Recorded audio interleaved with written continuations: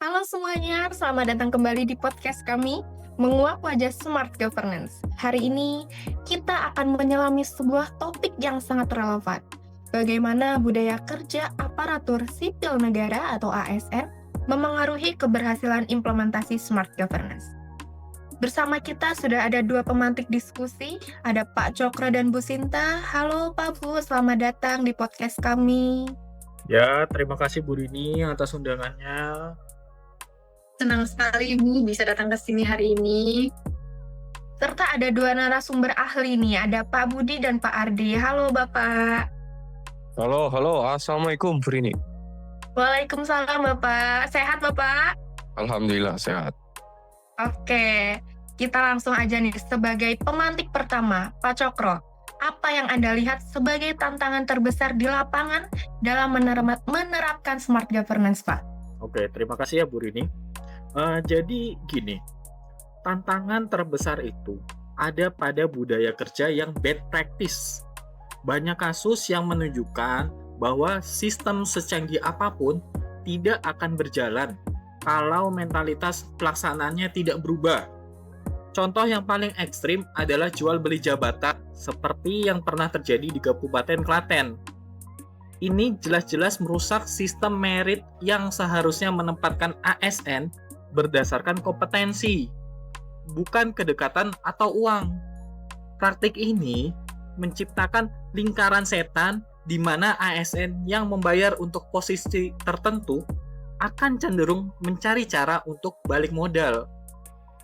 Jadi menurut Bapak, apakah ini sebuah kegagalan sistem merit, Pak? Oh tentu, betul sekali ya Bu Rini.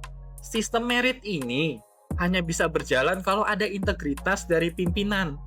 Jika pemimpin menggunakan wewenangnya untuk kepentingan pribadi, sistem yang sudah dirancang dengan baik pun akan jebol gitu ya.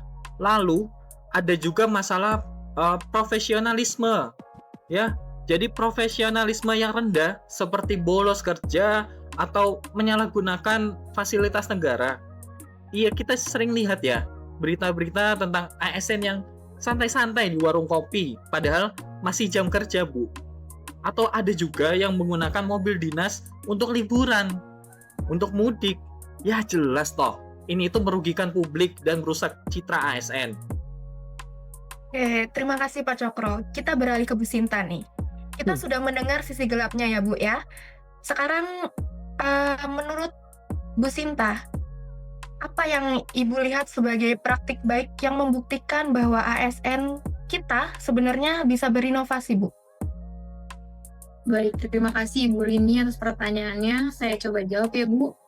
Jadi di balik semua tantangan ini, pasti ada banyak sekali good practice yang menunjukkan bahwa ASN kita sebenarnya adaptif Ibu.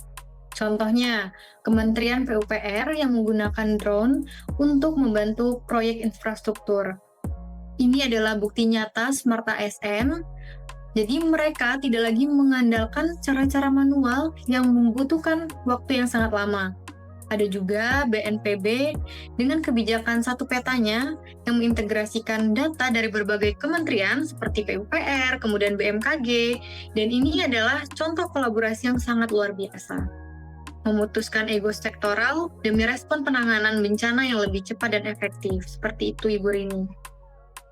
Oke, ini sangat menarik sekali ya Bu ya.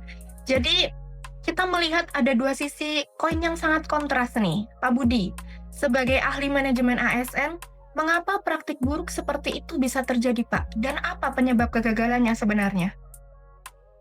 Oke, baik. Terima kasih, Bu Rini. Sebenarnya ya, kalau menurut pandangan saya, penyebabnya itu sistemik. Ada lemahnya pengawasan, ada juga sanksi yang tidak tegas. Ini membuat oknum-oknum ini merasa aman melakukan pelanggaran karena resiko yang mereka hadapi itu minim. Ditambah lagi moralitas pimpinannya yang rendah seperti yang tadi sudah dijelaskan. Seorang pemimpin yang tidak berintegritas cenderung menciptakan lingkungan yang korup.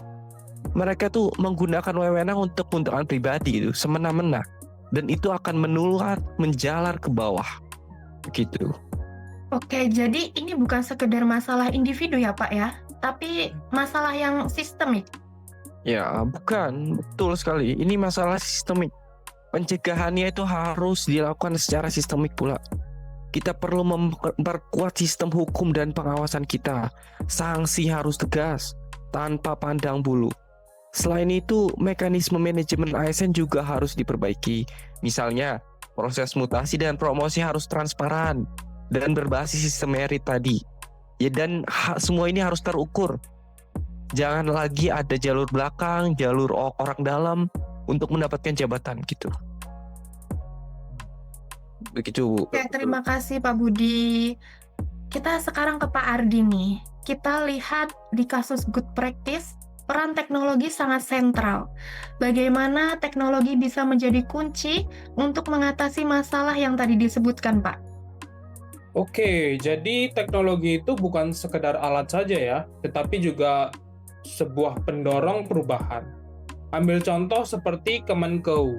Mereka berhasil menerapkan sistem manajemen talenta yang berbasis teknologi.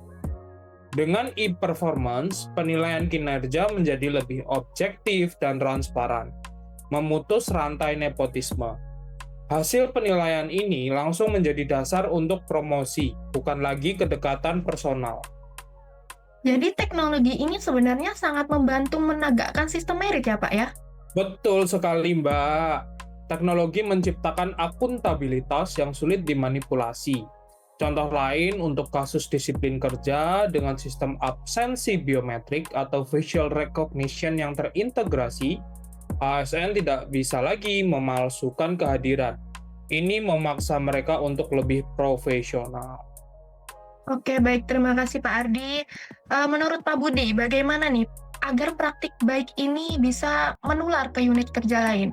Apa yang harus mereka lakukan, Pak? Ya, yang pertama itu kalau menurut saya ya, di komitmen pimpinannya. Balik lagi ke pimpinan nih. Pimpinan harus jadi teladan dan memastikan sistem merit benar-benar diterapkan. Instansi yang sudah sukses, misalnya seperti tadi yang dibilang Kementerian Keuangan, bisa menjadi contoh bagi instansi lain. Pemerintah juga bisa memfasilitasi, misal ada studi banding atau replikasi sistem mereka gitu. Jadi saling sharing saja.